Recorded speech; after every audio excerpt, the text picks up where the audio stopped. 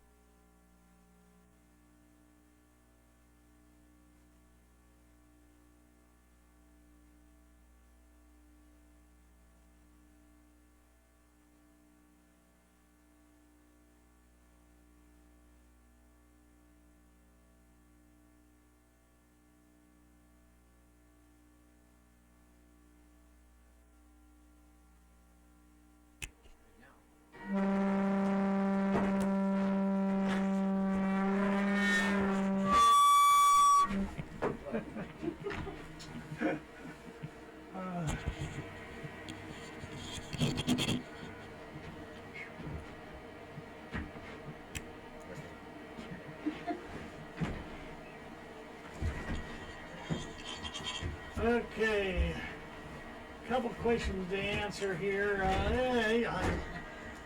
Bob says, hi, Scott. And Bob says, is that Mr. T? Say, oh. Okay, there we go. Yeah, that's Mr. T, you say. Yeah, I'm here. Hello, everybody.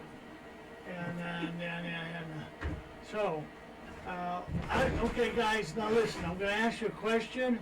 I want you to pay attention because there will be a quiz at the end of the show. No, I just want to know, we were playing around with playing some music in here that I was finally able to get the music to play for whatever reason.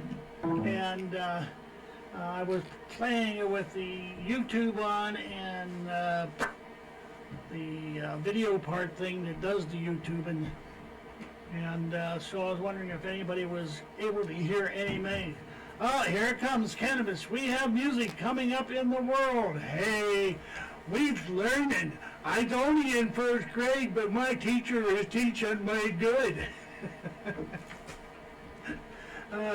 So, Happy New Year to all y'all. Yeah. Yeah.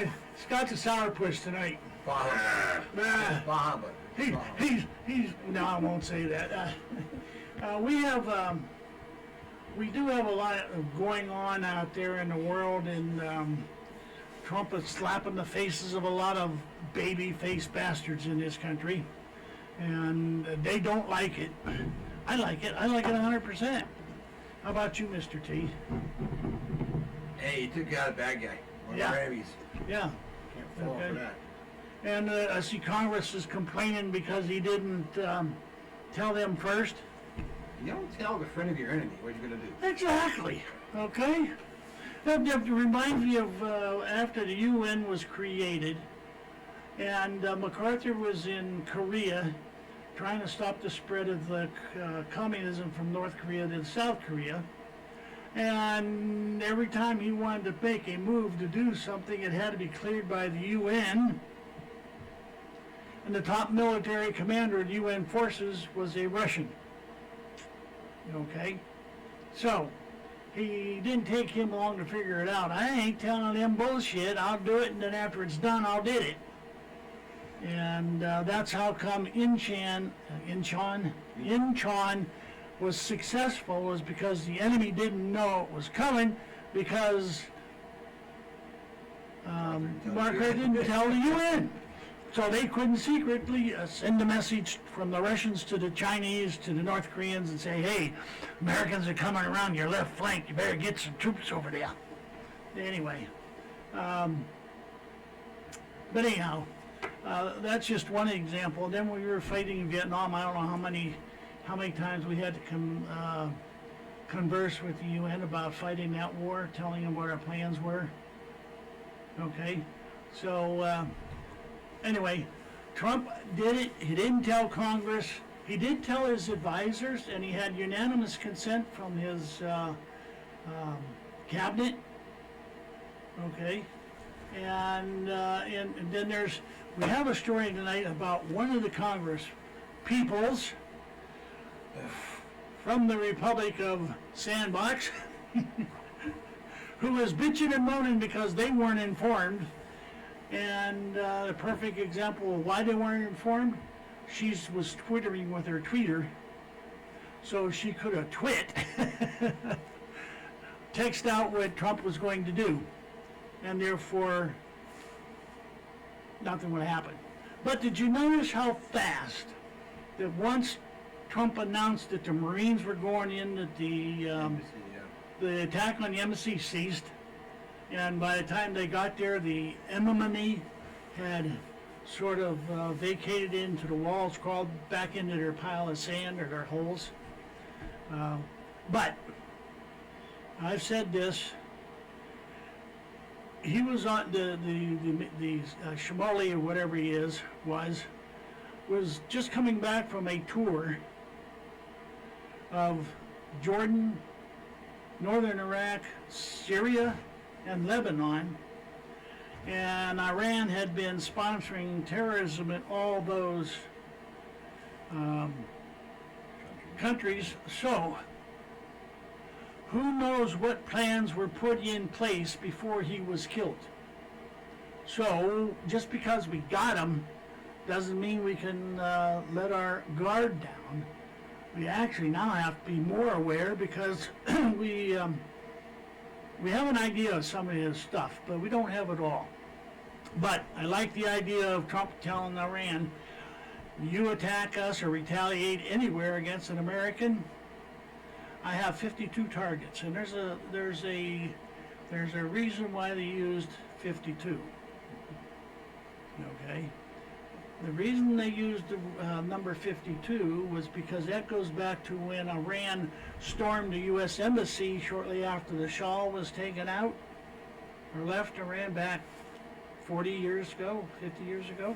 And they held the Americans hostage for 444 days. Was that 78, 79? Yeah, 9-ish. yeah, somewhere around there. Because, well, they released the hostages like the day before Ronald Reagan was inaugurated. Yeah, yeah, So it was, Yeah, 79.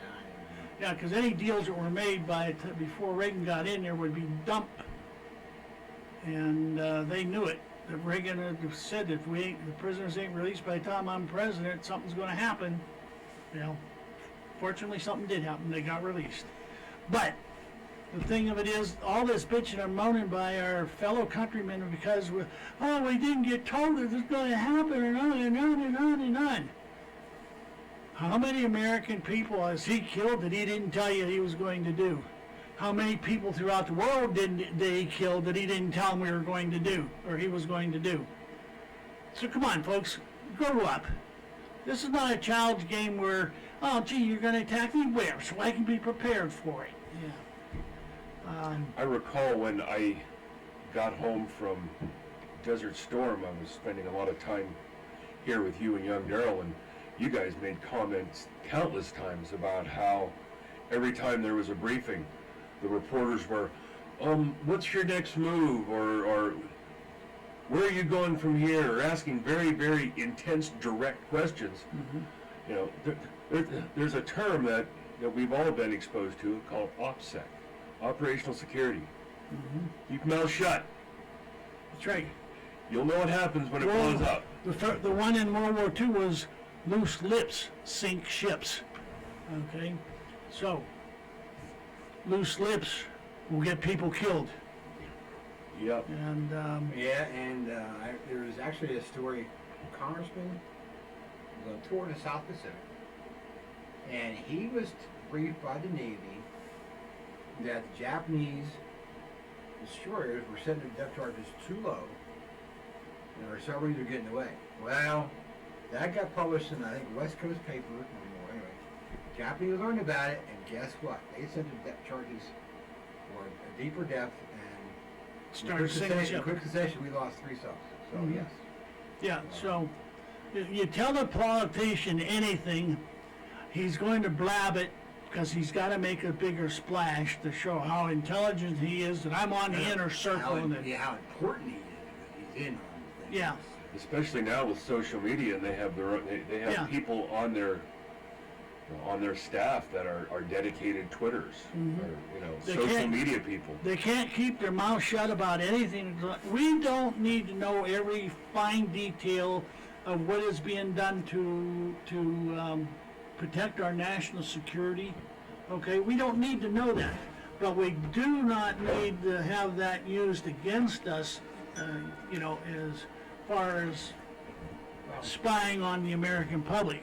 But most people don't realize that the Iraqi insurgency that I got to partake in starting in 2004, the Iraqis were not the only folks that were insurgents. There were Iranians, Jordanians, Syrians, Kuwaitis, Chesnians.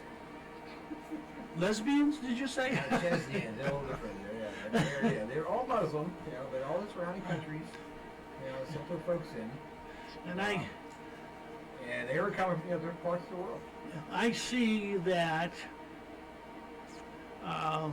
the Iraqi parliament has asked or voted to expel the Americans from from Iraq. Yeah, there it is. And they must have obviously have short memories. The only reason why they're in power today is because we went in and took down the dictator, Muammar Gaddafi, or Hussein. Saddam Hussein. Hussein, Yeah, Gaddafi was another asshole. I'm sorry, they all look alike. But anyway, but before we did that, and after the Shah was taken out, Ayatollah Khomeini and his group got into Iran, and Iran was attacking Iraq and was actually making some substantial headway into their country across the border. And until we started sending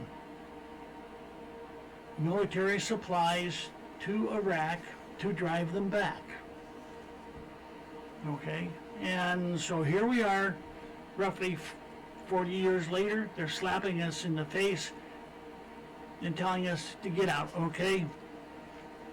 Like you, when I was talking to you earlier, Mr. T, my personal opinion is, okay, let's pull out of Iraq.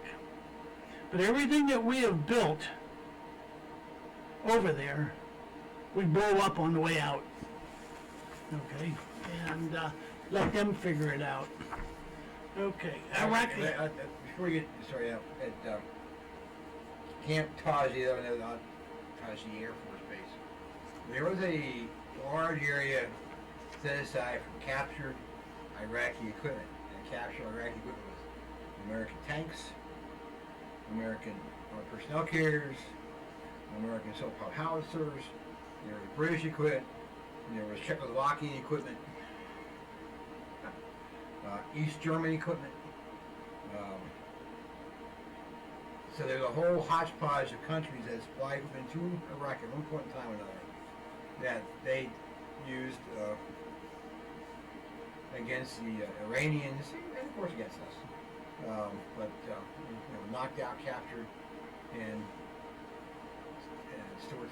Taji was the biggest one. There, a field place that has some captured equipment that was stored. But eventually, it was started getting moved into Camp Taji, as far as I know. Oh, yeah, one other footnote here about this embassy attack. The Iraqi military was supposed to be on duty to help prevent such actions, okay? And they kind of faded away. Nobody knows where they went.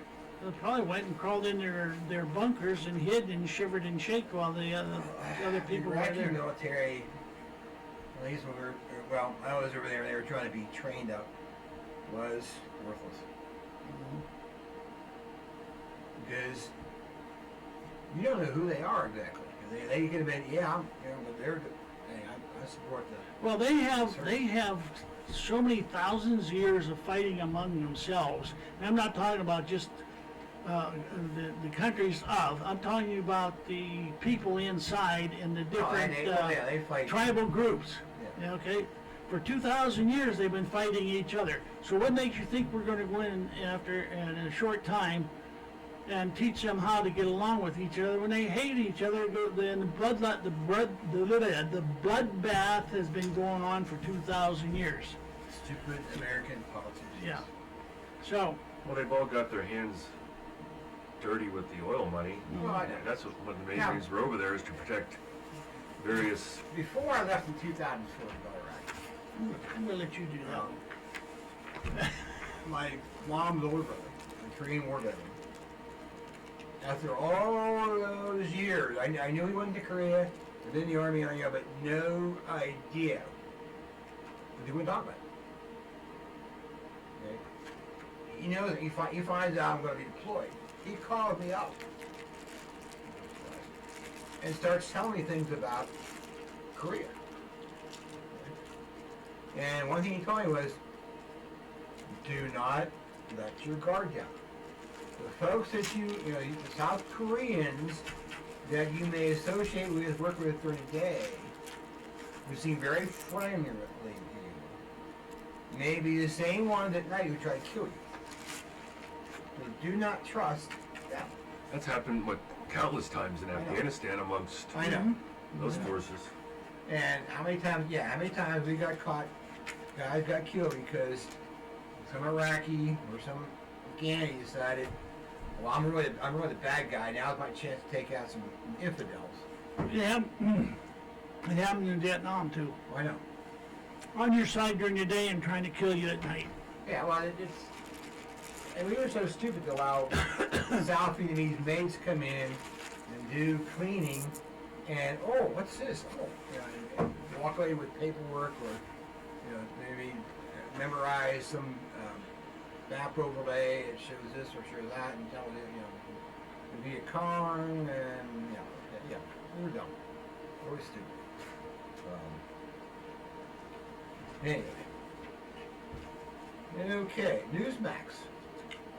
Iraqi parliament calls for expulsion of U.S. troops from the country. Let me just scan this real quick because there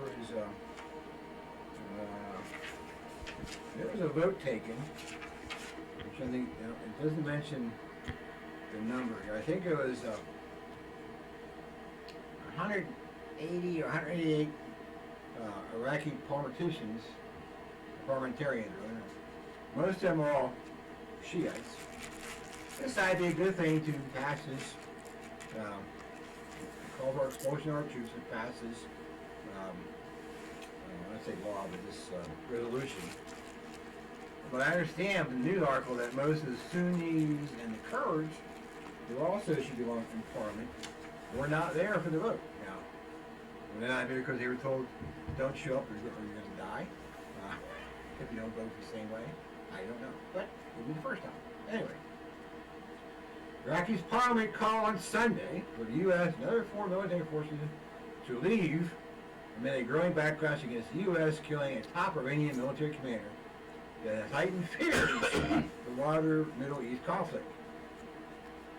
In the war of worlds, words, between Iran and the United States Secretary of State Mike Pompeo, that Washington would target any Iranian decision maker it chooses if there are further attacks on U.S. interests by Iranian forces or their proxies. Qasem Soleimani, I think his name is pronounced, was killed on Friday. Okay, he was on strike on his convoy at the Baghdad airport. An attack that took U.S.-Iranian hostilities into uncharted waters and still concerned about a major conflagration. As Washington and Tehran, longtime foes, traded threats and counter-threats, the European Union, Britain, and Oman urged them to make diplomatic efforts to defuse the crisis. The Iraqi parliament passed a resolution calling for an end to all foreign troops, the president also offered troops, reflecting concern of many in Iraq that strike could engulf them in a major war between two bigger powers along the odds in Iraq and across the region. Let me interject something here. I forget how long the war was between Iran and Iraq back in the 80s. I'm trying to forget. But, and we supported Saddam Hussein until Bush Jr. came along and decided to take him out. Saddam Hussein, as bad as he was the counterweight, as it were, to Iranian intervention in parts of the Middle East. He was the one who was keeping them at bay and maintaining this conflict between him and Iranians, and he was keeping somewhat the peace in the region by not letting things get beyond Iraq and Iran border. Now, while he was in power, believe it or not, Sunnis and Shiites, it's kind of like crossing the Celtic, got along better. Christians and Jews and other folks actually better treated under Saddam Hussein than they were under the U.S. occupation and I think continuing on today. But I digress. So we killed a guy who should never have been killed. Just to get, I mentioned the fact that Iraq did not have a banking system like we have. Federal Reserve System. They didn't belong to the worldwide banking system. So they didn't have an actual bank. Oil. And that's probably two reasons why he was taken out. But anyway. The Iraqi government must work to end the presence of any foreign troops on Iraqi soil and prohibit it from using its land, air, space, or water for any reason, it said. While parliamentary resolutions are non-binding to the government, this one is likely to be heeded. Prime Minister Adel Abdul Benahad already called on Parliament to end foreign troop presence as soon as possible. There is no immediate comment, only Iraqi moved by the U.S. State Department or Pentagon. Iraq's Supreme National Security Council Secretary Ali Shamkhani was quoted by state television as saying the Iraqi foreign decision means U.S. military prison in Iraq is considered an occupation. Gee, I guess we became occupied in about 2003. Despite decades of U.S.-Iran enmity, Iranian-backed militia and U.S. troops fought side by side during Iraq's 2014-2017 war against the Islamic State militants. Their common enemy, Iraqi military leader Abdul Mahdi Mohammed is also Alphabet. Yeah, whatever. Friday strike. Okay, now. Some 5,000 troops remain in Iraq, mostly in an advisory role. Resolution passed by overwhelmingly Shiite lawmakers. A special session was boycotted by both Sunni and Kurdish lawmakers, while they told not to show. One Sunni member of the parliament told Reuters News that both groups feared that kicking out U.S.-led coalition forces would leave Iraq vulnerable to insurgency, undermine security, and heighten the power of Iranian-backed Shiite militias. No kidding. Terrorists in a suit. Earlier on Sunday, Iran blasted Donald Trump after the U.S. president threatened to hit 55 Iranian sites hard if Tehran attacks Americans or U.S. assets in retaliation for Salami's death. Like ISIS, like Hitler, like Genghis, they all hate cultures. Trump is a terrorist in a suit. We will learn in history very soon that nobody being capitalized, can defeat the great Iranian nation and culture. The Information and Technologies Minister Mohammed Javad Azuri Jarami tweeted, Soleimani mastermind Iran's clandestine and military operation abroad, the head of the Revolutionary Guards Quds Force, creating an arc of Shiite power, the proxy militias controlling the regional light of the United States and Israel. Confronting regional might. Supreme Leader Ayatollah Ali Khamenei promised on Friday that Iran would seek harsh revenge for his death. 100,000 mourners, many chanting beneath their chests and wailing in grief, turned out across Iran to show their respects for Khamenei's body. He was returned home to a hero's welcome. Unfortunately, there are 3 people in this country who also wheeling at his death. Gee, I interjected that, anyway. I wonder who they were. Democrats for sure. Pompeo rejected the suggestion that the intelligence assets that led to the strike on Soleimani was thin, and said there's no doubt Iran had absorbed the message from Washington. They might have listened, I'm not sure they absorbed it yet. The intelligence asset made clear that no action allowing Soleimani to continue his planning his terror campaign being more risk in taking the action that we took last week. He's on ABC's This Week show. It doesn't say, I don't think here, that it's estimated that the Iranian-supplied IEDs and other munitions have killed 600 to 1,000 American soldiers, I think since 2003. So I don't mind the fact that he was taken out in some of the buddies. I don't either. Even if he hadn't been responsible for all those deaths, just the fact that he was in on the game plan. Now, Democrat the critics of the Republican president have said Trump was reckless in authorizing the strike. Which I saw somewhere Obama authorized 2,000 some attacks by drones, and nobody on the Democratic side said a word, apparently. The top Democrat in the Senate, Mr. Chucky Schumer, said on ABC this week, "We do not need this president either fumbling or impulsively getting us into a major war." Obama came close to that. Well, we really wouldn't want to criticize Obama because then we might be classified as racist if we did. Okay. Saeed Hassan Nasrallah, I guess, leader of Lebanon's powerful Iran allied Hezbollah movement, said the U.S. military in the Middle East would pay the price for Islami's death, and U.S. soldiers and officers return home in coffins. Hezbollah has had numerous conflicts with U.S. ally Israel, including a month-long war in 2006. Heightened fears of war drove golf stocks sharply lower on Sunday. Let's see. Trump tweeted on Saturday that Iran is talking very boldly about targeting certain U.S. assets. He said the United States has targeted 52 Iranian sites, some at a very high level and important to Iran and the Iranian culture.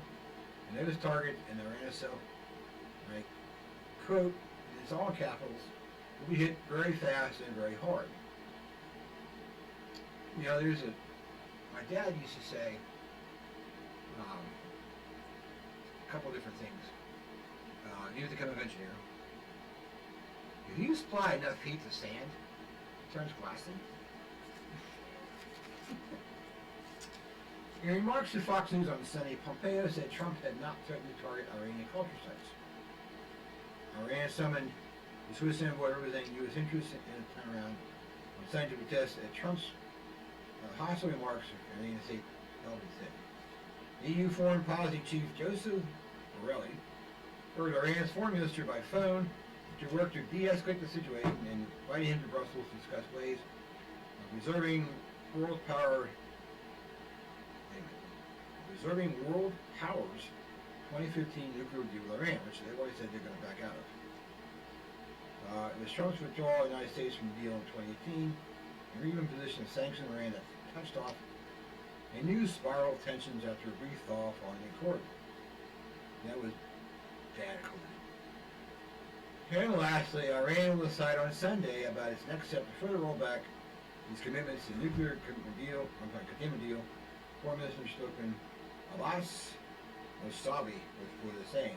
I understand they had backed out a deal. Okay. Tensions increase. I do have to say something to Emmy. You tweeted or you chatted on here. Now we are supposed to be shaking in our boots because Iran has sleeper cells here. CONUS, just what are these cells supposed to do and when? Well, we can only guess what they're going to do, and we can only guess when, but we don't need to be shaken in our cells to that extent. Just be wary where you go. Okay? Just be wary. If last Sunday's Texas church shooting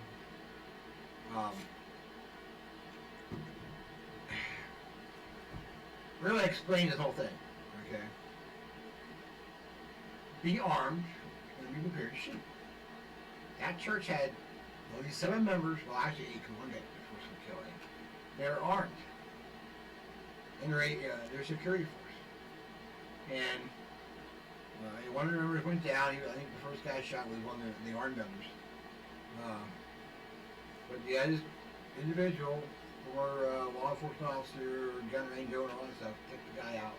That guy got one shot to the head. Churches are a soft target. And well, so are schools and most places in business. They're all soft targets.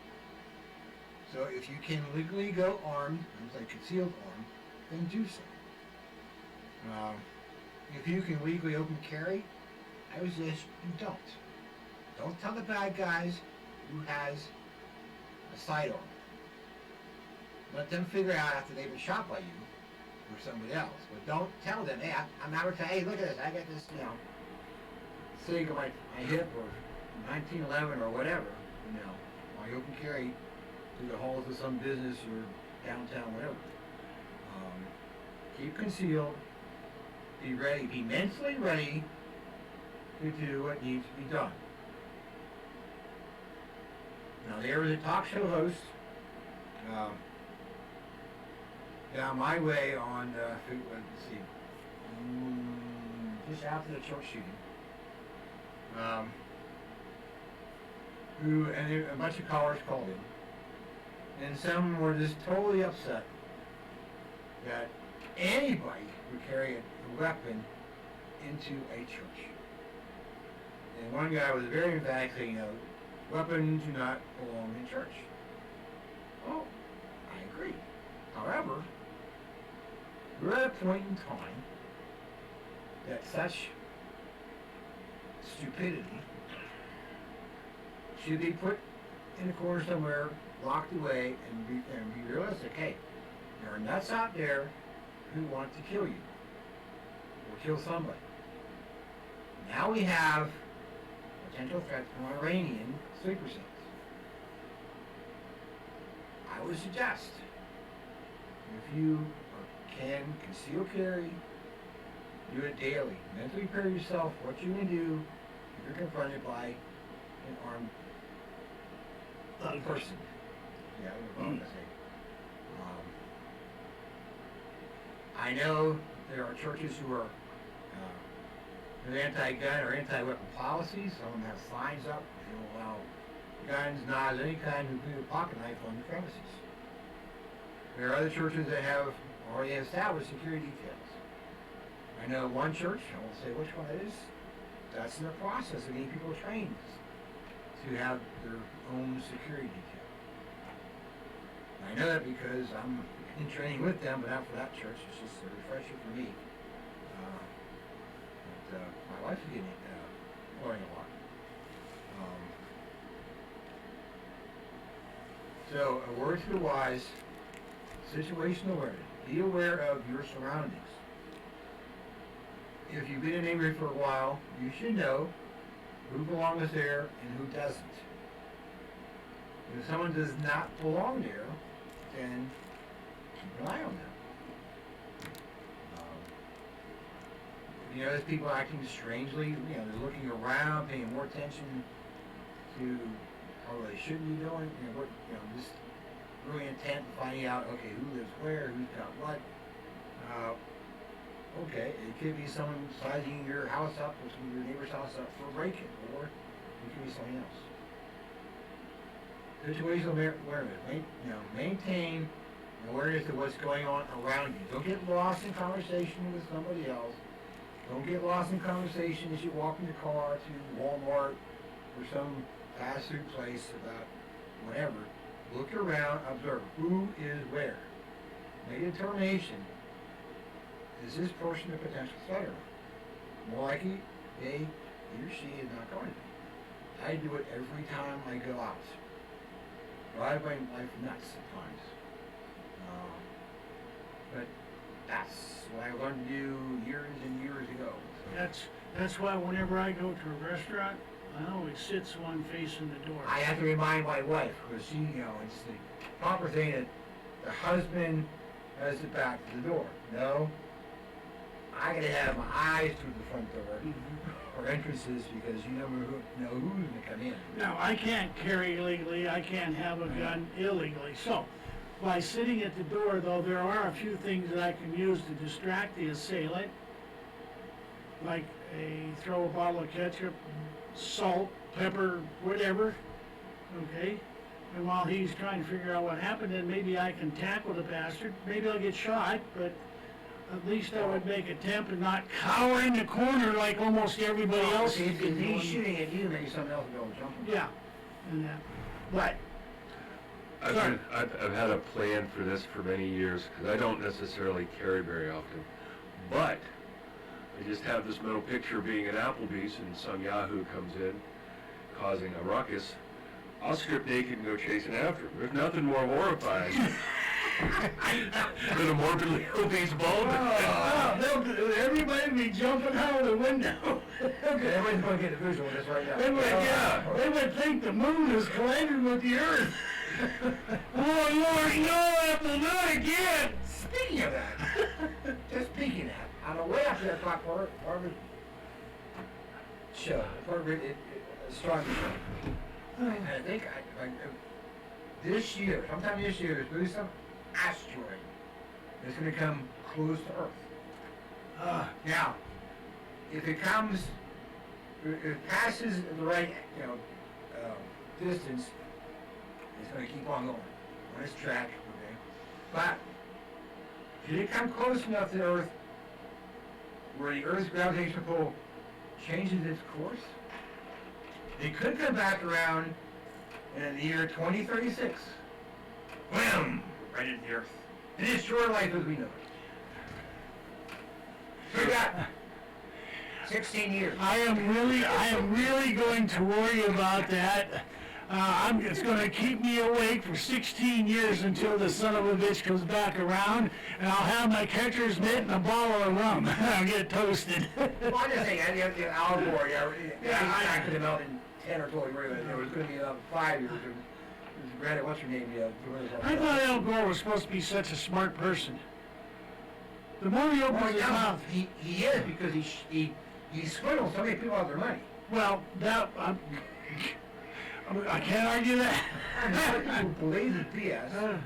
And he's got people believing that he's done all these famous things here. Anyway, getting back to Emmy, when she made that comment, she was thinking of something like nuking Washington, D.C. Now, Emmy, really stop and think about that. Would that be such a bad thing? We're trying to drain the swamp, okay? This would be a way to get them all at one time. Depending on the amount of time, Trump could take refuge in the bunker or in the White House. Yeah. Or he could fly him like to Camp David or someplace else. Or actually one of the bunkers Out west. in the countryside. Yeah. Sitting out in NORAD, you had to eat a little more time. Well, yeah, or get him on the Air Force One or Emmy said to what you were talking about there, the asteroid coming around, party at her house in 2036. We've been invited. asteroid party. Yeah, another end of the earth party. Is that a clothing optional party? Probably. Standing. Okay, you can answer that question at some later date. Yeah, when it gets closer to the time. Well, if it's summertime, yeah, it could be very warm. All right, speaking of scurrying the But president 16 off, years could be the final countdown. could be. The Earth we know. When you were in the military, okay, rewind. When I was stationed out at Fort Carson, from my barracks room I could see NORAD, which was always pretty cool. I'd wake up, there's NORAD. There was Still there, okay. There was all kinds of, mind you, these were Army grunts talking Army grunts, but there was stories about there being underground rail lines from like Washington out. Did you ever hear anything There about are stories of underground rail lines all over the United States, at various bases in the United States. I didn't know if you ever heard any in your time. I've heard about all these Yeah, stories. I've heard about it Yes. too, even back when we was ducking from the Cubans. I know there's all kinds of weirdness underneath the Denver airport and within the Denver airport. Yeah. Well, that's the thing. But you see, the thing is, you gotta find where their entranceways are. And then after you find their entranceways, you find a map, and then you go and you find where the vents are. And if it's got a bunch of people in it that you don't want, well, you cement the entranceway and find the vents and fill them full of cement, and 24 hours they'll all be sleeping. So what you do is you trick your enemy into believing that the head of your enemy is down there. So they send 100,000 troops down the train track to catch him, and you seal them in. Seal a meal. And CO2. Yep. So So anyway, let's see. Hell, Scotty, I can have the trains underground here at all times. Who's that? Emmy. Oh, I mean, Roger that. before I get up to be off the subject about being armed, I have a Pennsylvania concealed carry permit, and yes, I am armed right now. And Oh my God! Ah, this is a safe zone. Didn't you know that? where's the sign? It's a safe zone. We don't publish it. I went to church today, armed. Of course, most of you, I'm Catholic. I go to a Byzantine Catholic church, which is better than Vatican churches. But I also attend a, once in a while, another Byzantine church in a different town. And occasionally go to a Marianite Rite church, which is a different rite from Byzantine and different rite from the Roman order. Anyway, and I have permission from the pastors of all three of those churches to go concealed.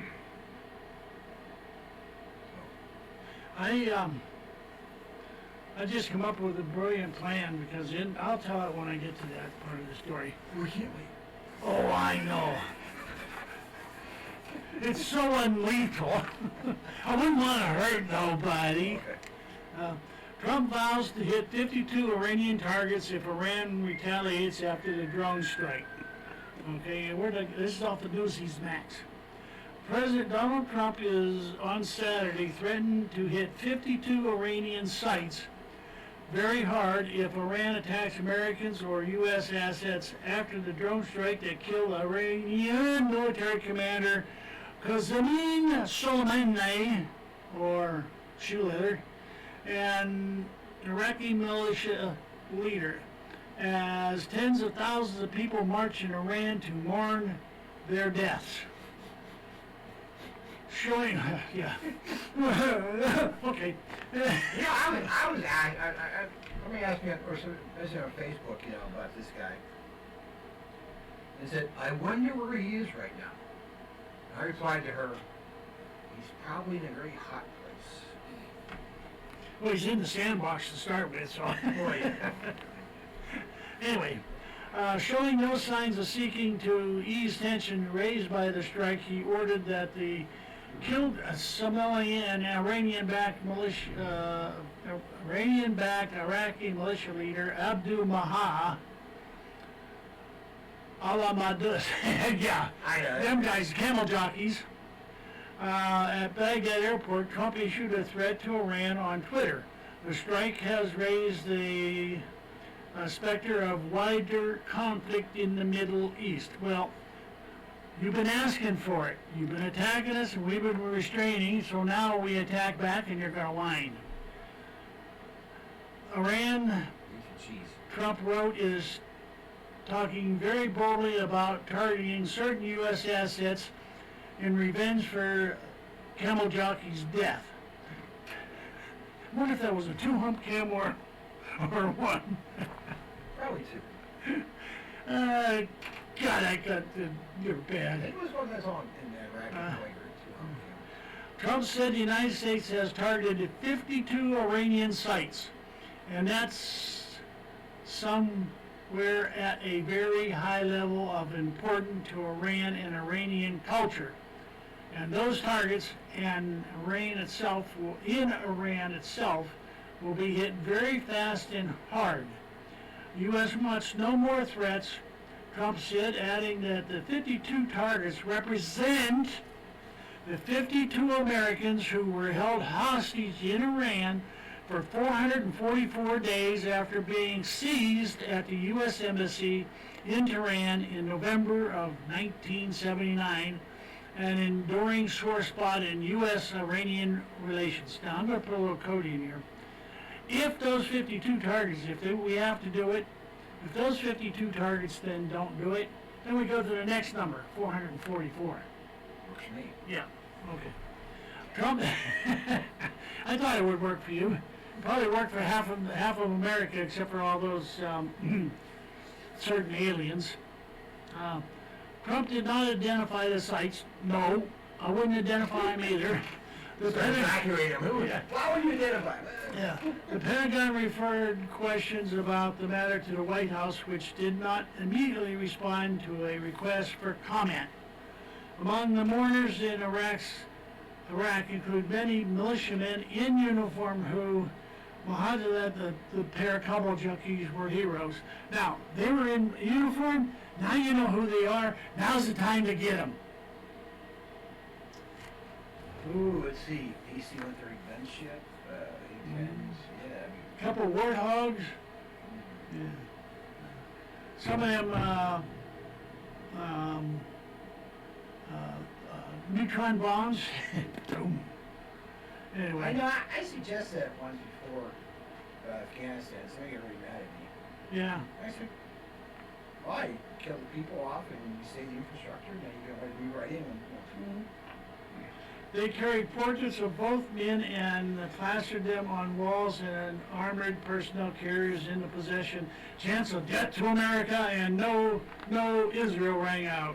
Well, okay, you little Iranian sand bastards, you want a death to America? Come on over and get you some.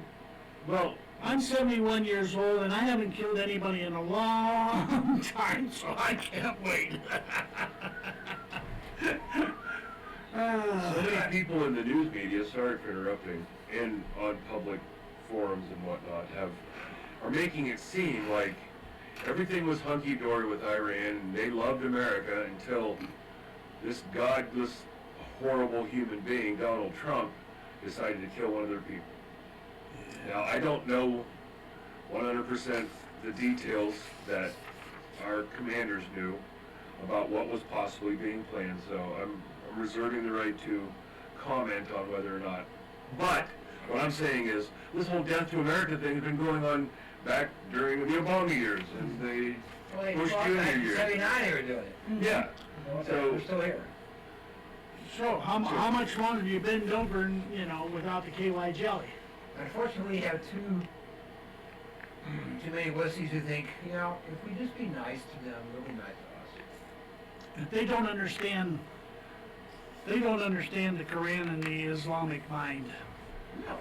They're going to either kill you, Or you're going to be converted to their way of no, thinking. either you convert and die, or if you're lucky, to let you live, but you had to pay them a tax, basically. Mhm.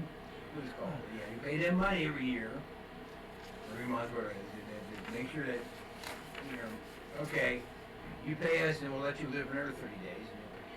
Well, I figured out where they got the idea that everything was all hunky and dory. Because we had been paying Iran X numbers of dollars to stop their so-called nuclear research program, to theoretically stop.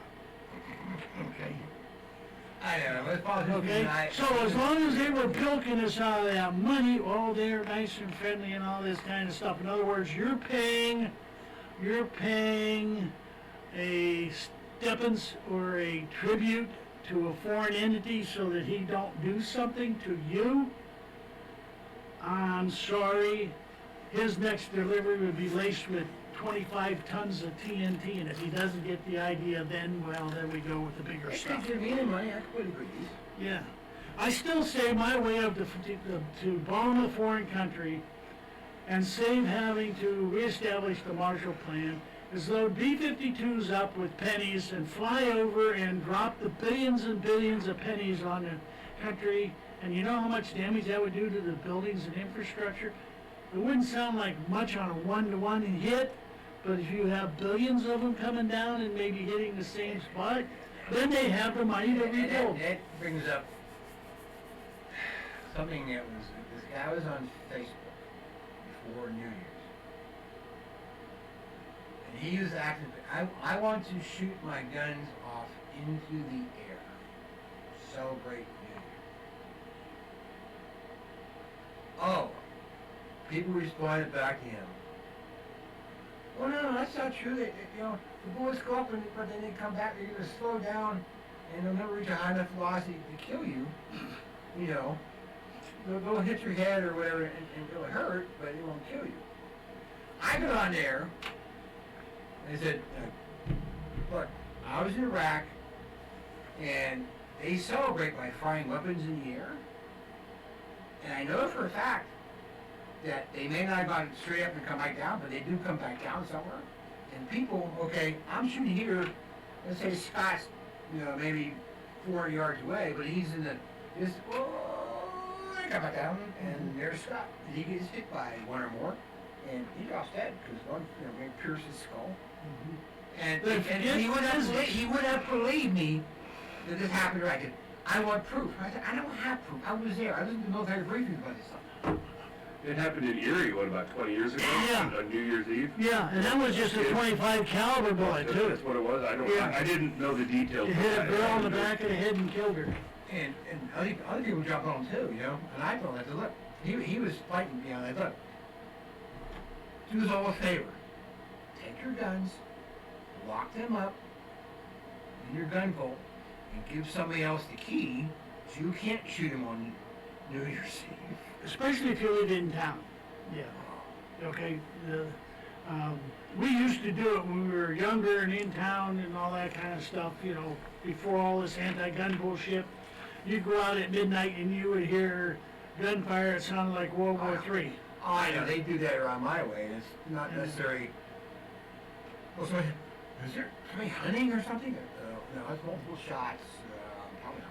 I used to take, when I had my M16, I used to take a magazine full of 20 rounds of tracer and stand out in the front yard and point it up so that the angle would come down in the woods over here, because the next place over is 2 miles or so. So, watch them go up. And they would fade out. You would see them starting to lose their velocity and start to arc to come down. But I used to, I did that, but can't do that no more. But anyway, yeah, it is a dangerous thing if you try to do that in the cities, and if you're out in the wide open spaces, that's a whole different thing. But It's still just a shoddy idea. Sure. So, Yeah, really shot at well, it is. Pardon the pun. But just be glad they're not using their mortars or their atomic bombs or missiles that they got. Speaking of which, if Iran were to hit the United States with a nuke, it would probably be not from one of their missiles, because I don't think they have missiles yet that can reach here. Last I know, they didn't. But you can take a freighter and put one inside a freighter and steam to within shooting range of your target. I read it in this book. It was one of his action novels where they figured it out. Yeah, put it in the freighter once. I think another one of the big concerns is not necessarily so much a traditional nuke per se, but a dirty bomb with the radioactive waste and a conventional TNT or C4, set off in the, say, New York City subway or a busy subway system. It wouldn't do a shit ton of damage, but it could cause a lot of death and destruction. Okay, just got a tweet from Bob. New rocket attacks underway on Baghdad Green Zone. Impact near U.S. Embassy. And all alerts are warranted.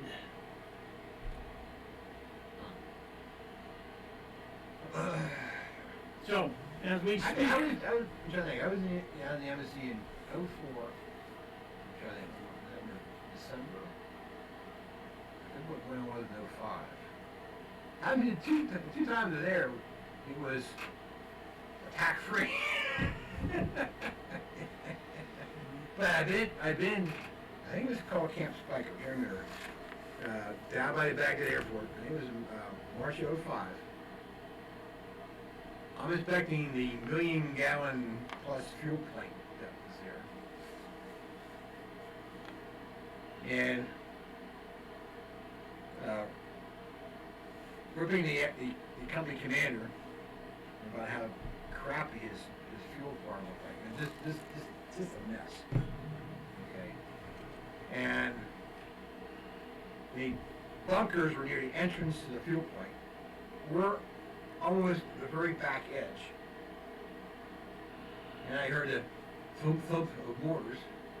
And I knew that because I'd been in the infantry officer advanced course. I knew mortars that fired them from the train. So everybody down! Here we go. And then of course the mortars landed in the International Airport, and once you knew they were landing, okay, now we hit the bunkers.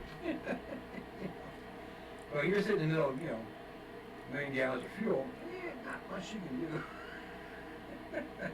Or to pray that hit the fuel pod near you. I was getting ready to put some bumper music on, but Uh-oh. I messed up the approach, so I will reconsider, redo it, and see if we can get a couple pieces of bumper music. Not that one.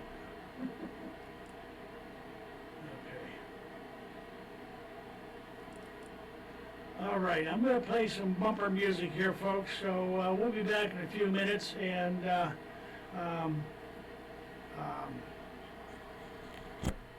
get yourself a good shot. All right, here we go. Let's see what am I going to do.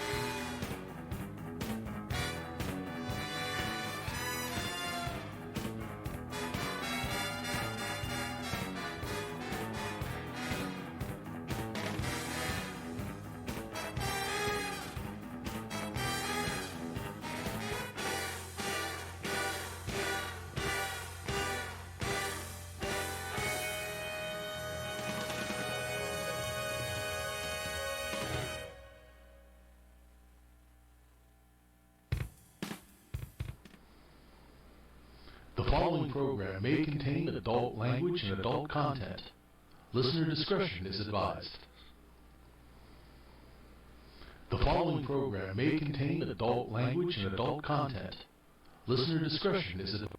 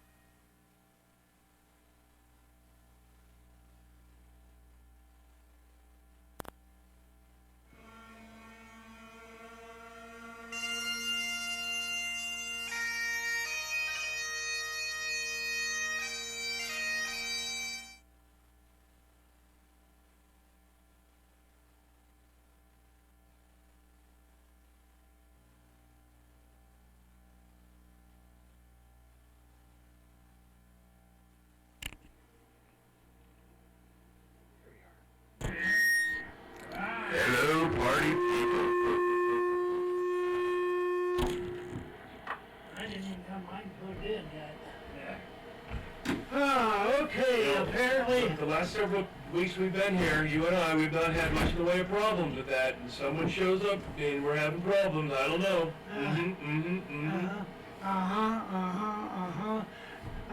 Emmy, I like bagpipes better in military parades. Well, Emmy, we're just playing around here with what we got, and I'm just trying to work out the bugs, and I'm just not fast enough. That's the problem.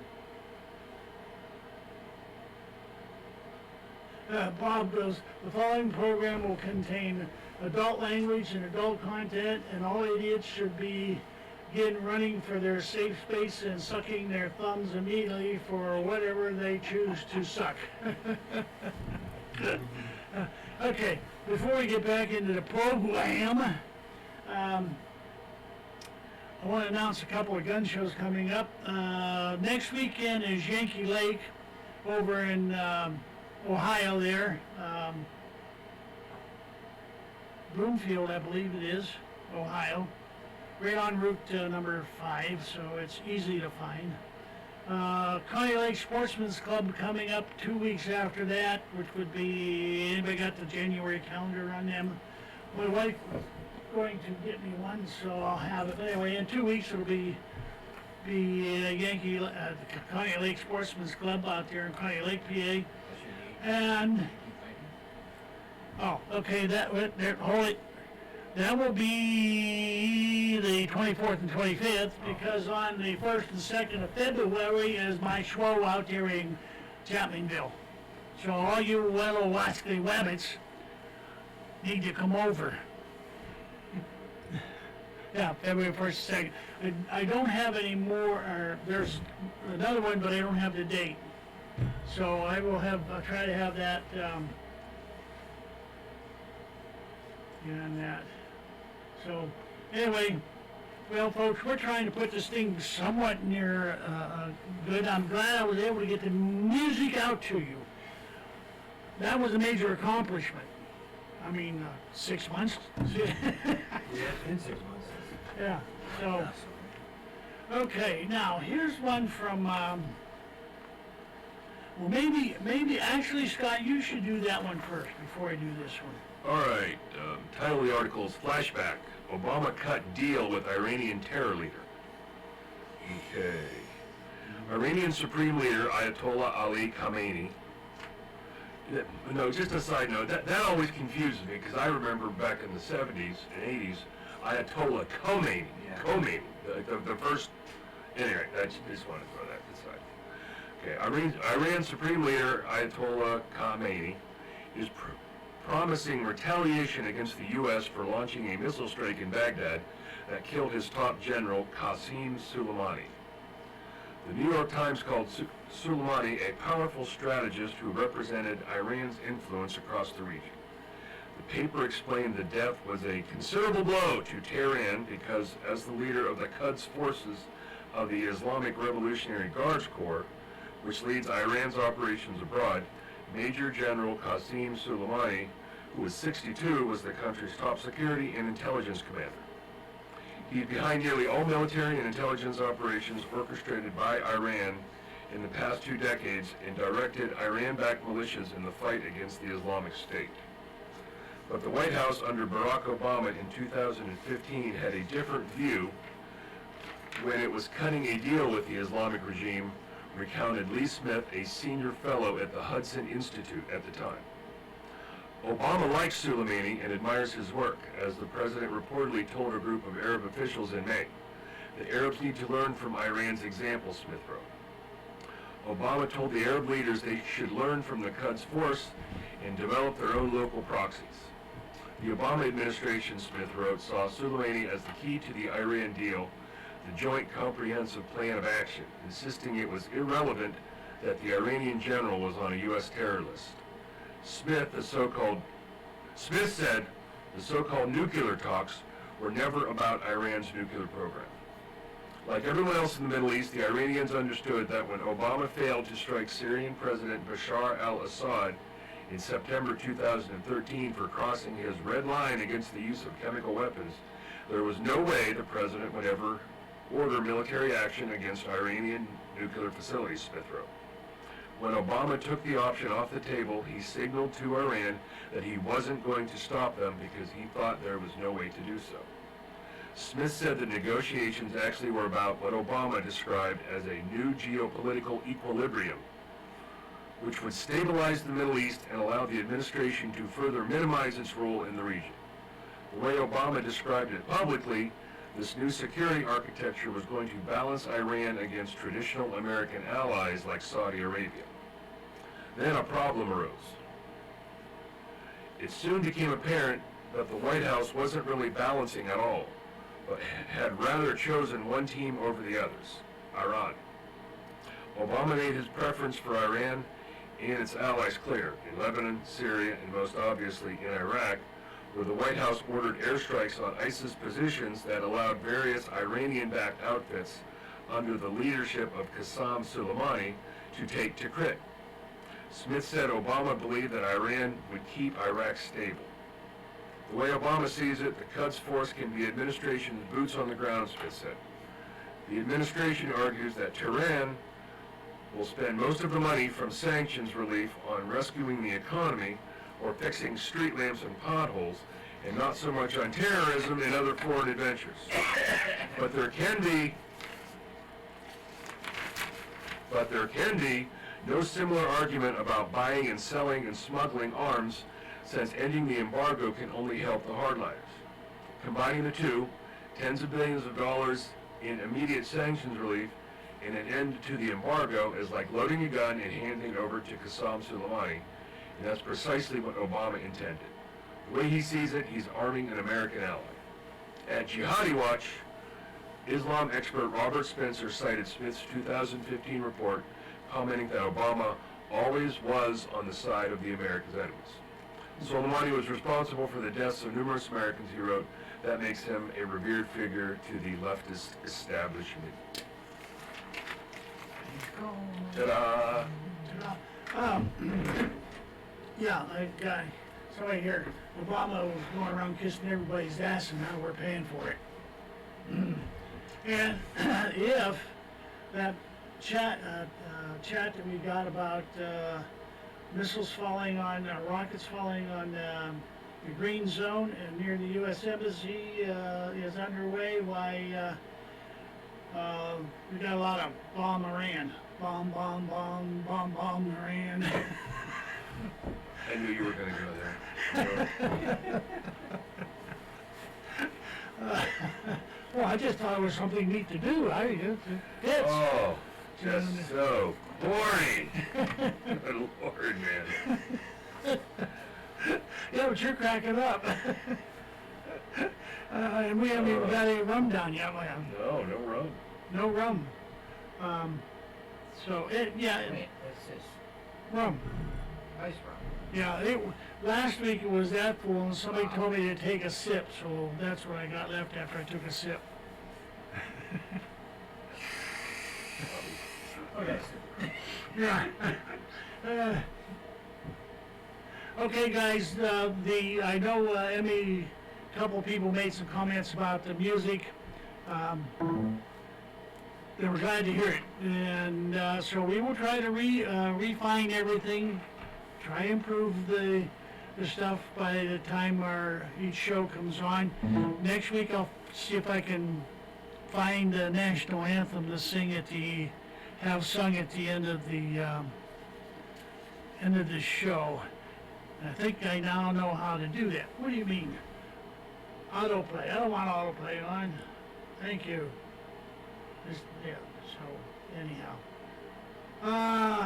Okay, what was I going to do? Oh, the reason I wanted him to do that, Scotty to do that story is because it goes to show you the true colors of Obama, and you can tell a man's character by who he associates with. Okay? Now, if he's associated with having certain militia guests from Iran because, we're being nice to Iran, but yet we continue to get threats from them day in, day out. And finally they decided to do finally we had a president that finally said, we have had enough of your shit, and this is what we're going to do. You've killed enough Americans without any response to you directly. Any more Americans get killed, it's you directly. And heck with going after the local militias, cut the source of the problem off, cut their funds, cut their supplies, and that doesn't mean fly in and bomb their supply depots. That means bomb their ability to produce. bomb their ability to produce. Now, my idea about the whole thing, because somebody said something about the Straits of Hormuz being a vital target, I've got a great idea. Seeing how Saudi Arabia is 90% sand, we just go over there and take enough sand to build a dike across here and fill the Hormuz in and the Straits in, and direct the water to the middle of Saudi Arabia and give them some grassland for a change. And they can put in golf courses. Yes, fishing holes. You can put a bait shop over there. Yes, sir, young man. Got so happy you thought you were gonna cry. You know, they have Woodcock Dam locally. They have Hoover Dam out west. If they do build this dike, they can name it the Hillary Clinton dike. Sorry.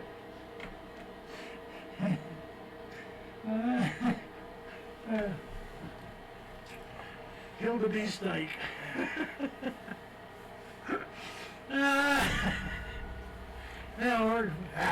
Okay. Moving right along. Yeah. But he's got a point. He's got a It point. needs a good name, that's all I'm saying. Yeah. Anyway, where are okay. Ian's Omar response to Camel Jockey's death strike shows that why she wasn't told in the foisted place. Ian Omar, I think it's IL. yeah, Ilham? Hump, Camel Hump.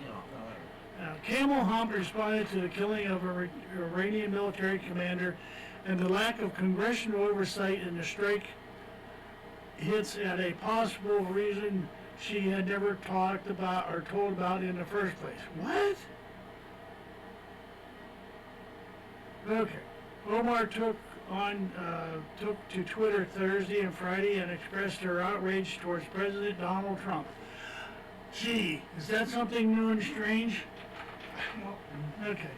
The Congresswoman hinted that Trump ordered the violent explosive drone strike on Iranian terror leader Camel Jockey in hopes that a war would result. A conflict that would serve as a distraction from the ongoing impeachment attempt against him. It's not ongoing. You've already done your share, but your head Speaker of the House, Pelosi, is nothing more than a blowhard. And you can take that both ways. And Trump. Well, that too. That's probably what happened. She got drunk and ate the confounded impeachment papers. She needed something to stick to her ribs.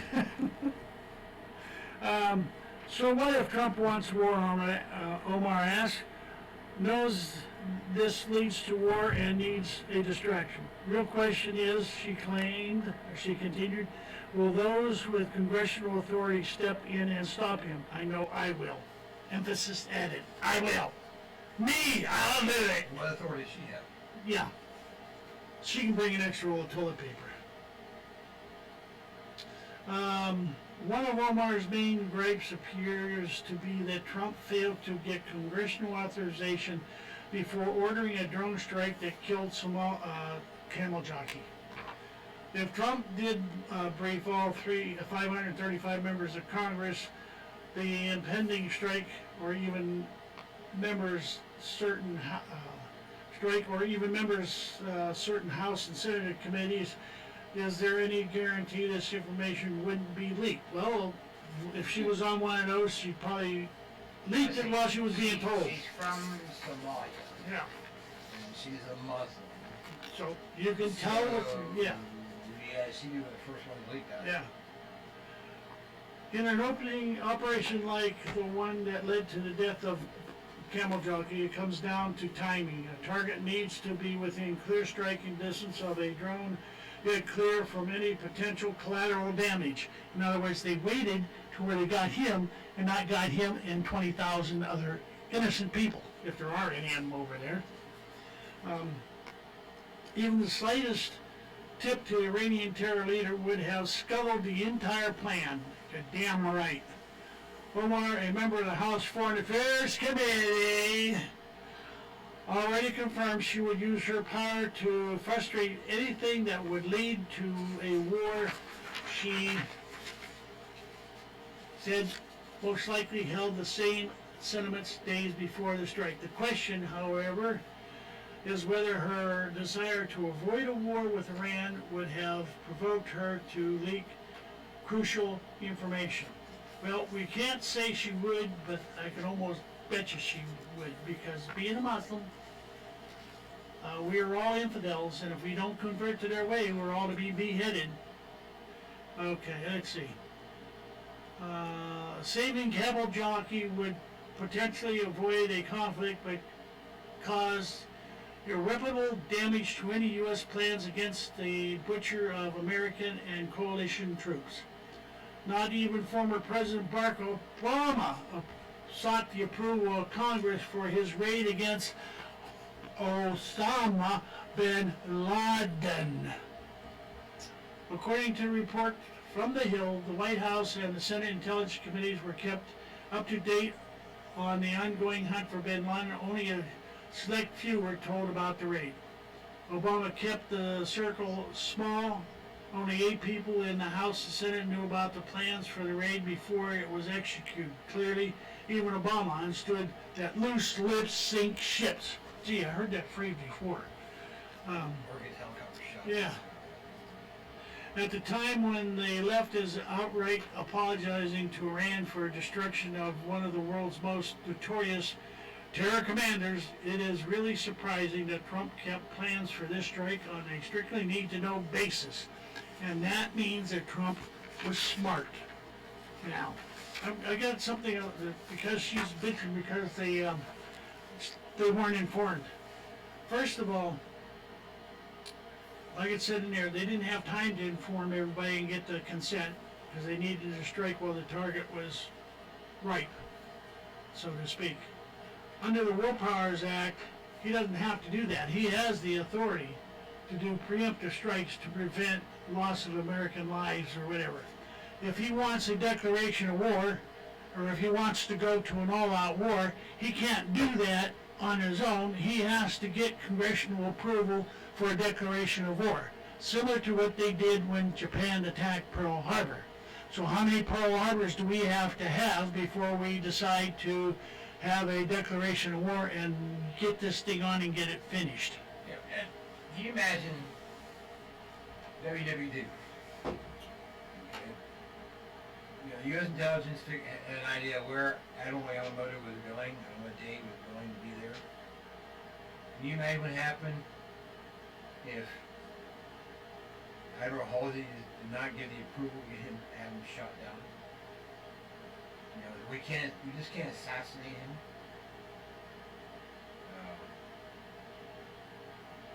And or he had to go. Well, I gotta contact Washington. I gotta go through Nimitz and Hawaii, and then him. He's gotta contact Washington to see, hey, we shoot down Admiral Yamamoto. We know he's going to be on this particular date. We can do it. You imagine what happened if that word even got out, we were contemplating that. The job to even know, of course, that we were listening in and figured out their codes.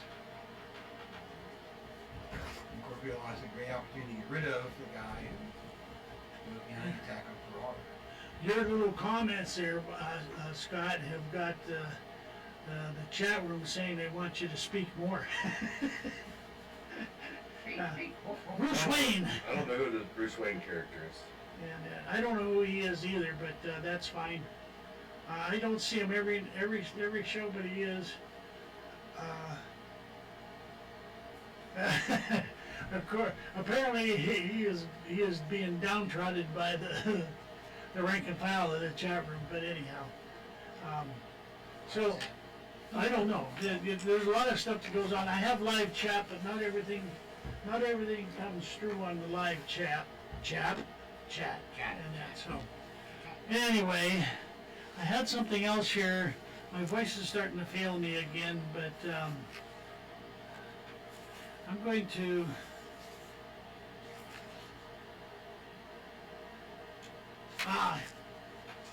This, I'll let you do this one, because you're a veteran, well, we're all three veterans as to be as such.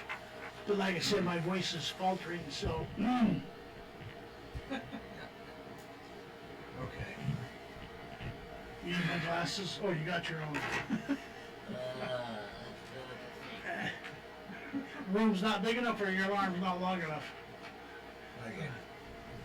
Leftist veteran group taunts Trump, called Baghdad embassy attack his Benghazi.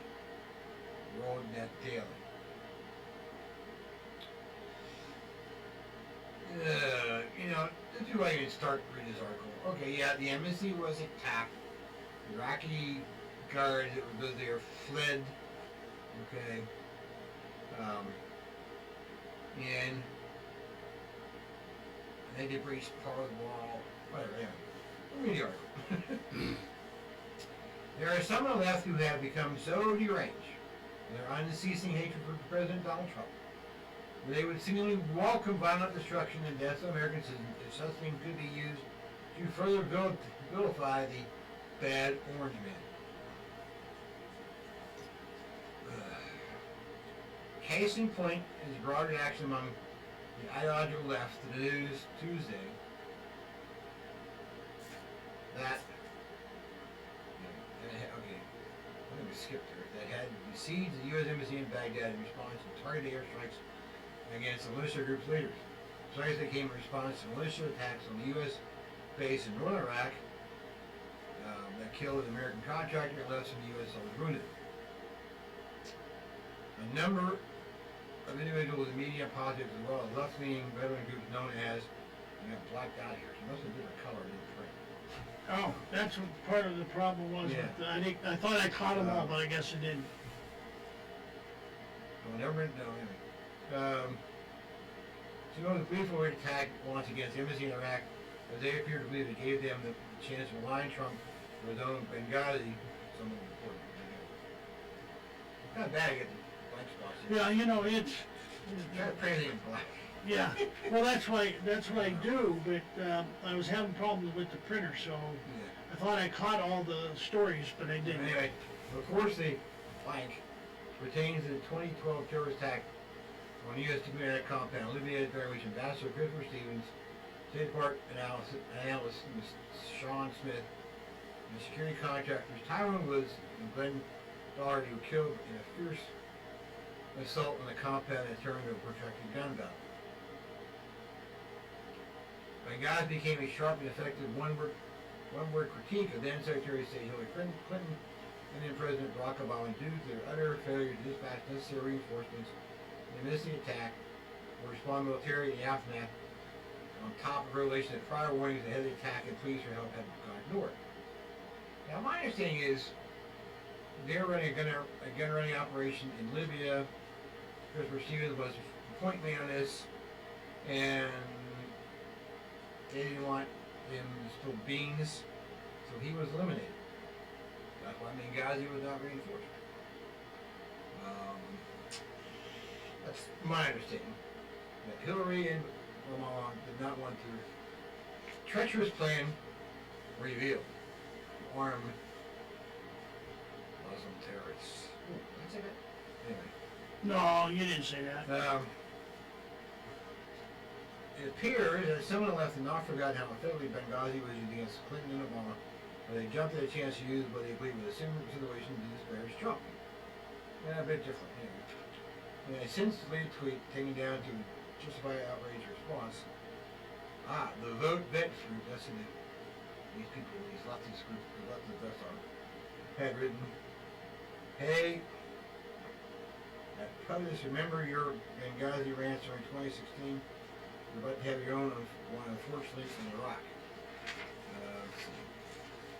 First of all, the fact that anyone would seriously wish for a repeat of Benghazi tragedy in order to score political points against an ideological rival is sick and shameful.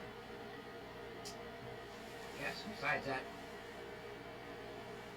U.S. forces equate a lot closer to Baghdad than to Benghazi.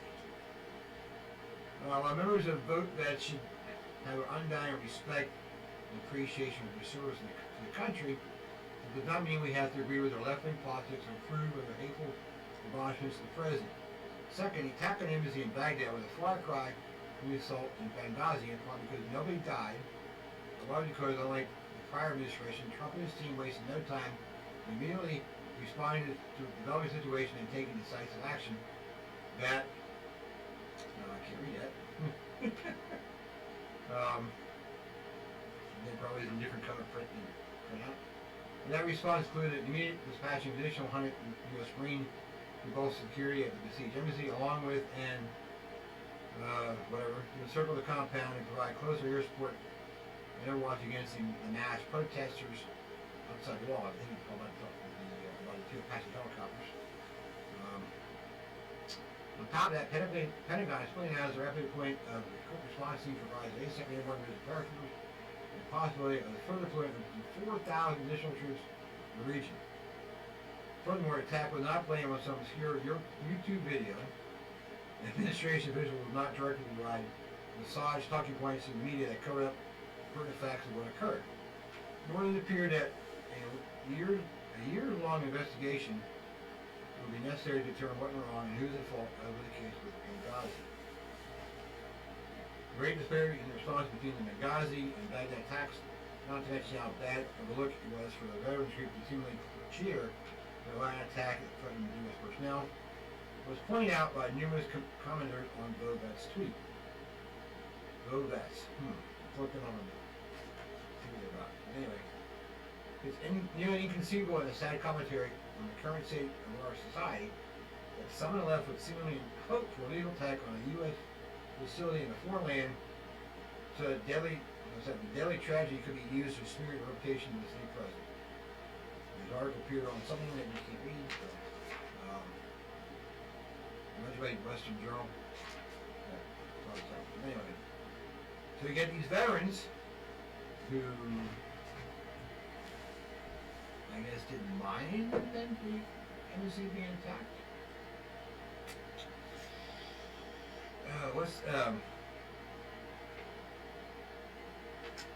The Lieutenant West Point graduate, fire service, beginning veteran, went to West Point, and graduation day he had a Che Guevara t-shirt on underneath the uniform.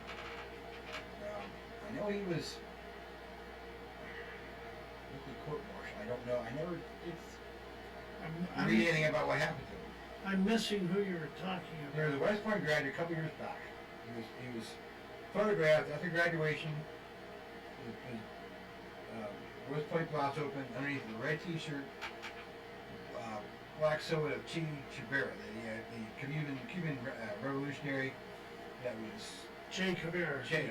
He committed all kinds of atrocities in Cuba and elsewhere. Yeah, he was over in. He was an Afghanistan veteran. Maybe Iraq too, veteran. Anyway, some wars, and then he went to West Point, and then he does this communist kind of thing. His father was a prominent politician down my way. Wish he never had that son of his. I would have been sitting on this tribunal and throwing the book at him. I haven't heard what happened to him. Like, he just disappeared. Well, he disappeared because his father was a congressman.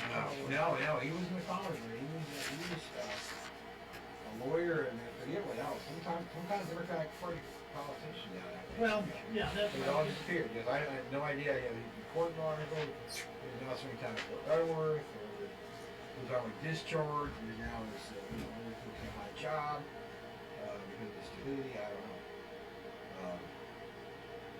But to me, it is upsetting when you have veterans who sometimes don't care when guys get attacked and killed just to get somebody else, oh, look what happened because of what you did. It's bad to hear stories about, that the state Pearl Harbor was moved from West Coast Pearl Harbor because it was more of an easier target of the Japanese attack. That the U.S. Oklahoma wasn't actually torpedoed. That there were supposedly people come in, put explosives on board a few days prior. The other thing, the torpedo nets were put down because it was considered too shallow for a place for Yeah. and there were, just all kind of things.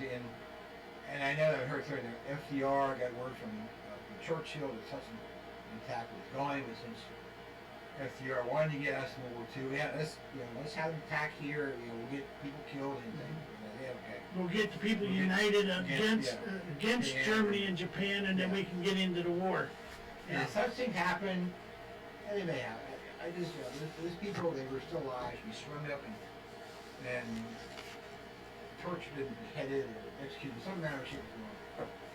So, hey, traitors, you do this, off of your head, guillotined or hung. I'd rather see them tar and feathered and hung from the light post until their body tissues rot off. Well, that works too. And then take the bones and grind them up for fertilizer. Maybe you could even extract the nitrates to make more gunpowder. There you go. Yeah. I was reading that, and I saw what they were saying about that was his Benghazi. There's a big difference between Benghazi and what happened here. Benghazi was allowed to happen to cover up a treasonous act that was about to be betrayed, or had been betrayed. Already processed, Yeah. Okay. So the people who were in the know, who happened to be the ambassador there, had to be silenced. He had to be silenced.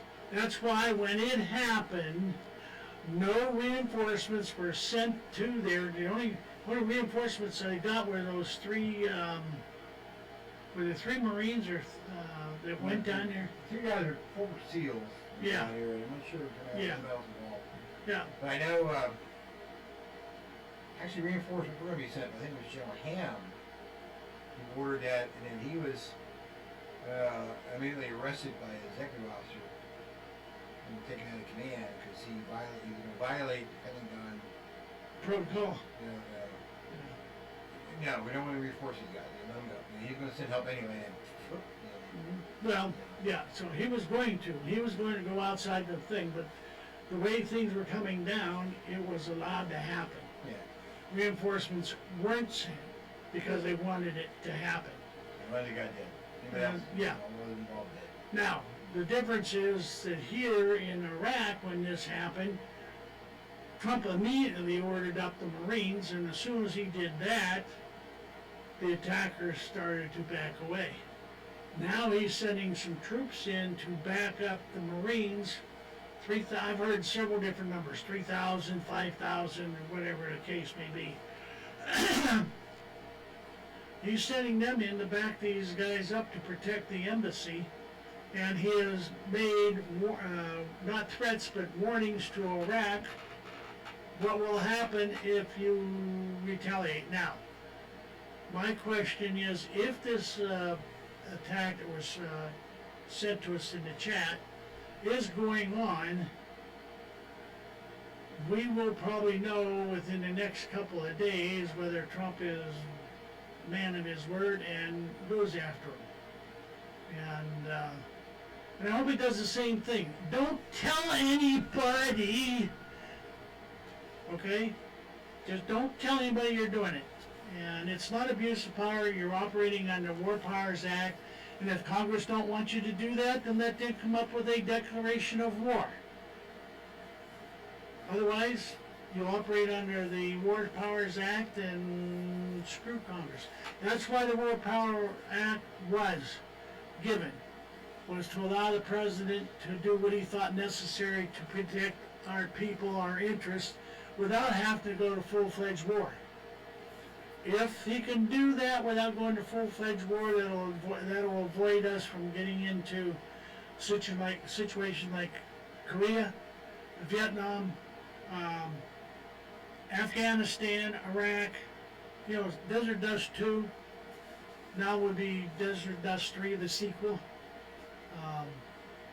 But if they want a war, then by God, let's give it to them on our terms, not theirs. Okay? So, as it may, I may upset people out there, but you know what? I really don't care. So, anyhow, Got any comments there, Scott, on that?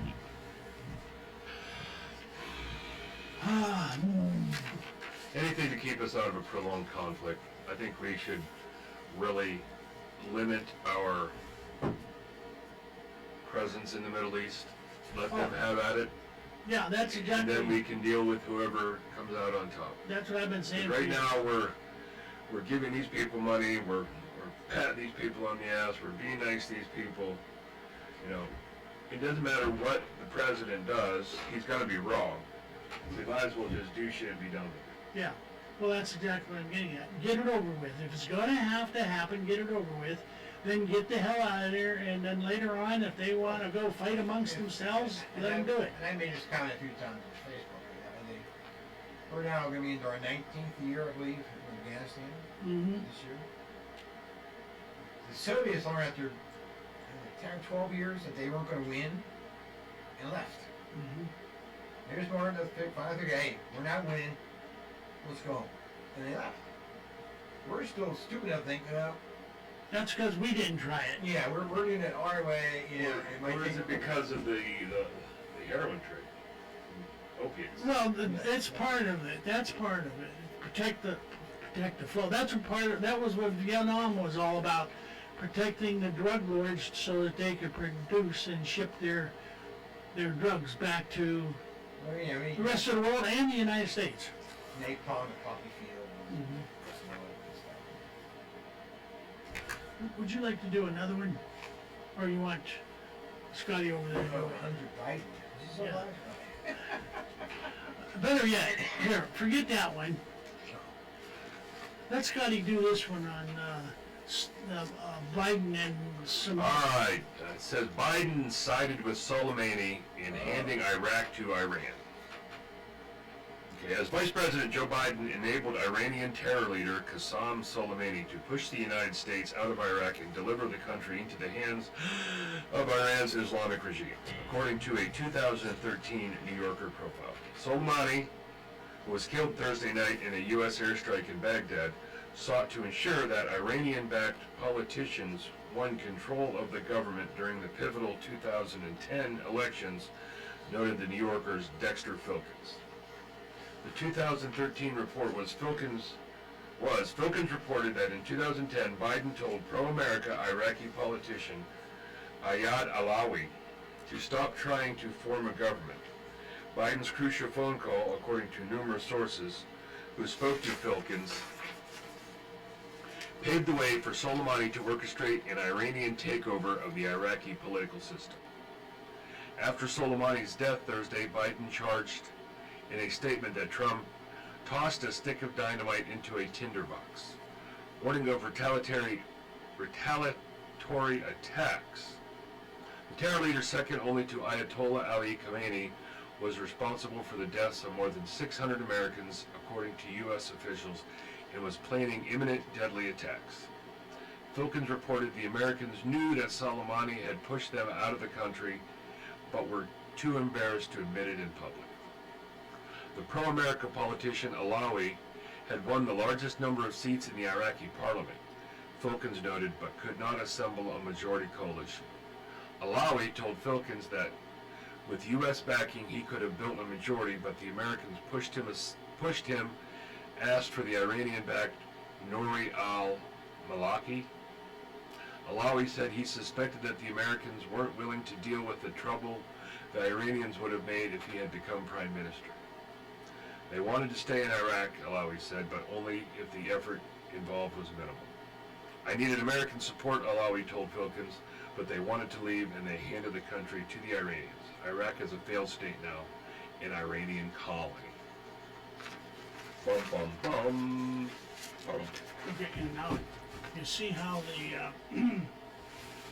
had the former president who was monocuddling, and now we have a presidential candidate, Then vice president. then vice president, wanting to hand over Iraq to Iran. And so, in other words, they were setting up our troops for a fall even while they were still there. Okay, and they badmouthed Trump because he wanted to bring our troops home. He said it was in Afghanistan anyway. We were only supposed to be there for 6 months, and or not Afghanistan, Syria. Our troops were only supposed to be there for 6 months, and they were there for 6 years, 9 years, whatever it ended up being. So when he finally brought them home, he fell into criticism for it. The Russians were smart enough to realize that after 9 or 10 years of fighting the Afghanis, they weren't going to win. Because you cannot defeat, how do I want to put this, you cannot defeat a fanatic. The only thing you can do is kill them. But unfortunately, most of the people in Afghanistan are fanatics. So that means if you want to win that country, you have to kill almost every one of them. That's including man, woman, and child. And I know everybody says, well, that's mean to kill the children. Yeah, but they grow up to be adults. And when they get to be adults, they got the same mindset as their fathers and their mothers before them. We had a discussion on Facebook about the killing children. And it came up on a military site and talked about the Hitler Youth. And showed a picture of an American soldier with a Hitler Youth that had been captured. And there were some comments in there about what had gone on. And it was so bad that, Hitler and his cronies, using children. And I mentioned that, it's bad you use children. So Hitler Youth, there's more than one situation where they attacked American soldiers with rifles, some machine guns, panzerfaust, and killed Americans. Knocked out our tanks, killed our soldiers, and then they themselves were killed.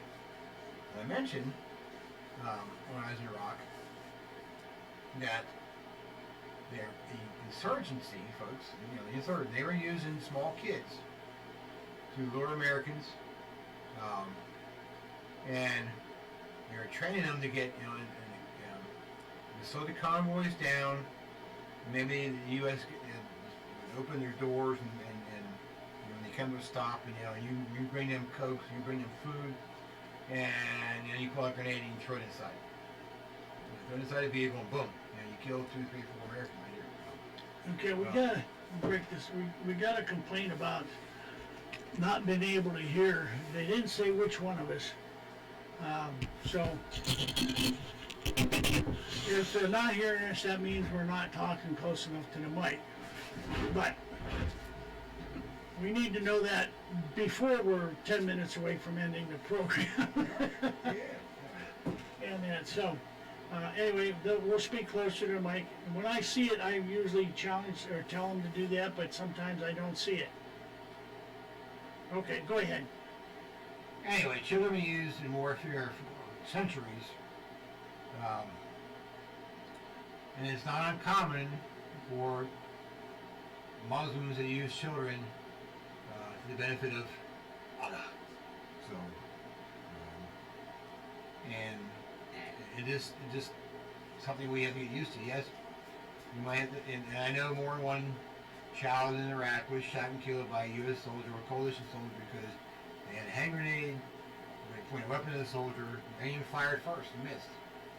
And they in turn were shot down, gunned down by, and killed because they followed somebody's instructions and they were killed. It's bad, but that's what happens. It has happened and probably will continue to happen. The Vietcong uses a very similar thing to use children to lure Americans into traps. So,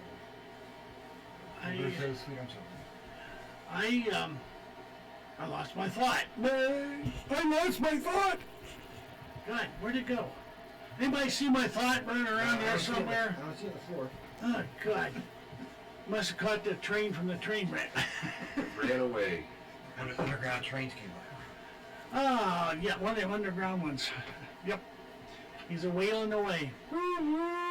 Anyway.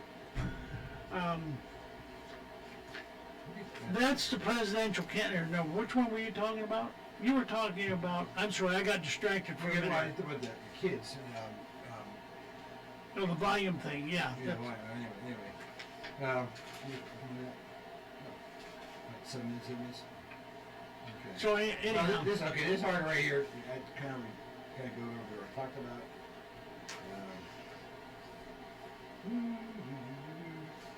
Okay, real quick. I looked over there, Bob, but I didn't see it. Marines aside, off-duty officers can be armed on base. Rule change following gun attacks in military installations. Two recent shooting on military bases, the Marines are changing their rules to allow off-duty law enforcement officers to carry their personal firearms. Last month, the Saudi Arabian military student shot a classroom at Naval Air Station Pensacola, killing 3 and injuring 8. Just days earlier, a sailor in Pearl Harbor Naval Shipyard opened fire while on guard duty. He killed 2 Department of Defense workers and injured another one. I believe he took his own life. More than 10 years ago, Nadal Hassan killed 13 and injured some other folks at Fort Hood, Texas. At all bases at the time, banned military members from carrying weapons except for certain limited circumstances. I think they were started under Bill Clinton. It was, Bush first. I think completely under Clinton, but yeah, we were soldiers not allowed to carry weapons either on duty or off duty on base. And of course, parts got limited. Okay. But now, something from the Defense Corps has changed concealed carry rules to allow qualified active Marine law enforcement personnel to conceal carry on base while off duty. That's just the people who survive, the equivalent of the military police of the Army. I'm not sure what the Marines call them. Shore Patrol. Anyway, the new rule allows active duty military police, criminal investigators, Marine Corps Law Enforcement Program police officers to conceal carry personally owned weapons while on base while off duty, as long as they comply with the 2016 Department of Defense Directive titled Arming and Use of Force.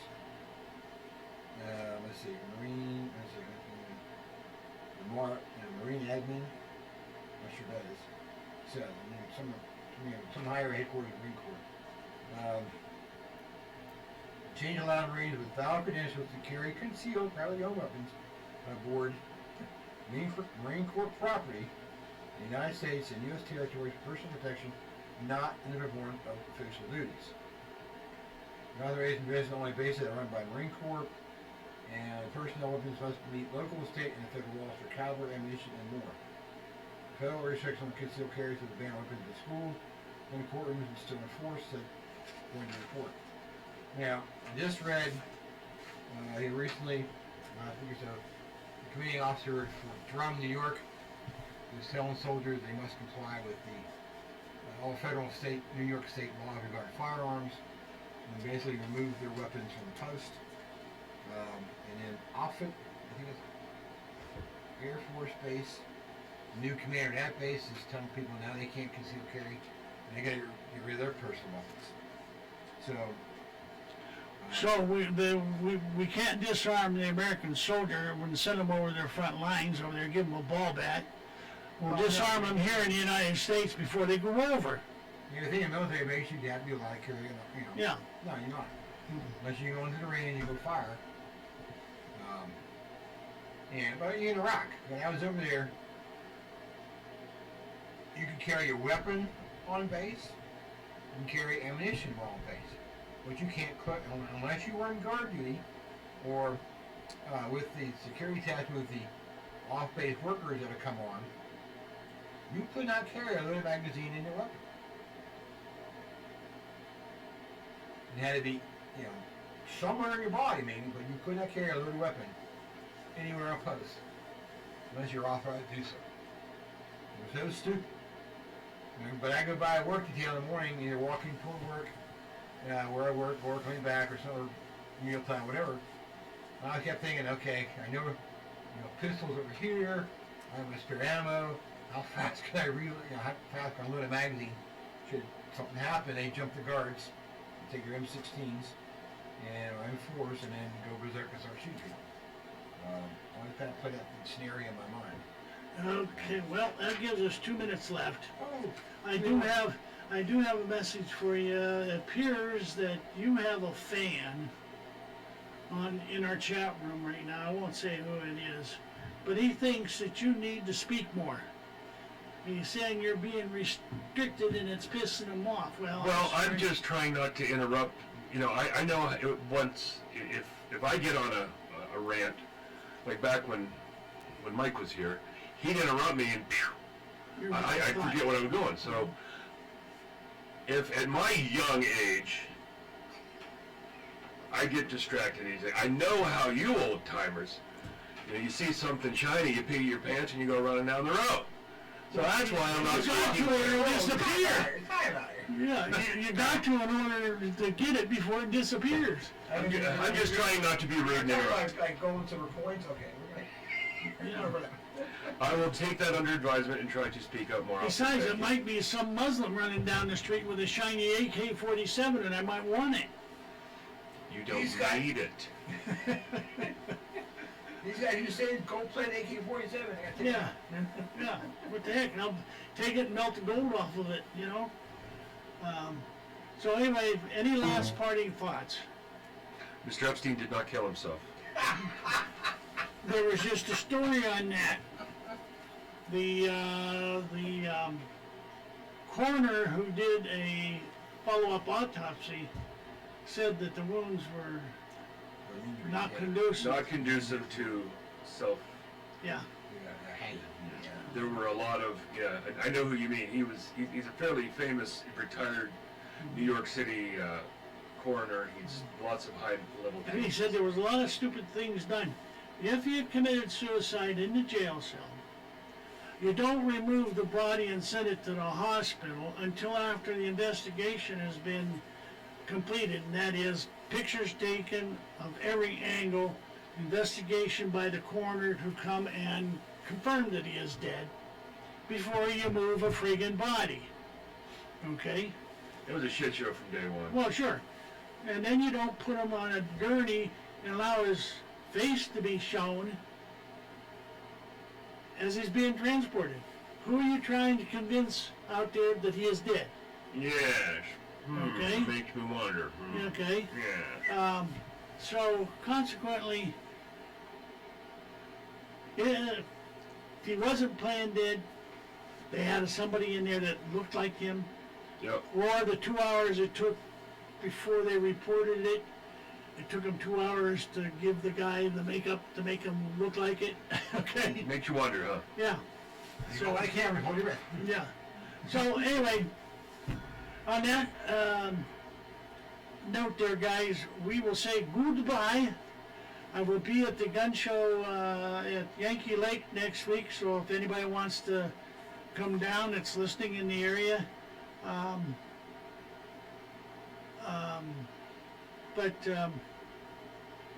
There goes my thought again. Anyway, buy more guns, more ammo, and it's getting critical out there with all these stupid things coming on like this wanting background checks for 80% receivers in Pennsylvania. And that, so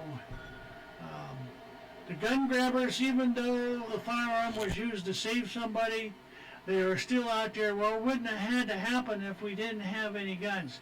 If it wasn't a gun, it'd have been a knife. Just look at the other stabbings that were going on. The news media is now picking up on stabbings and broadcasting them all over the place, okay? They're hammering the stabbings. So, at that point, we will see you next week, guys. Oh, we forget. Happy New Year to all of you. Yes, Happy New Year to all you, and Winter, I did look where you were pointing. I just couldn't see it.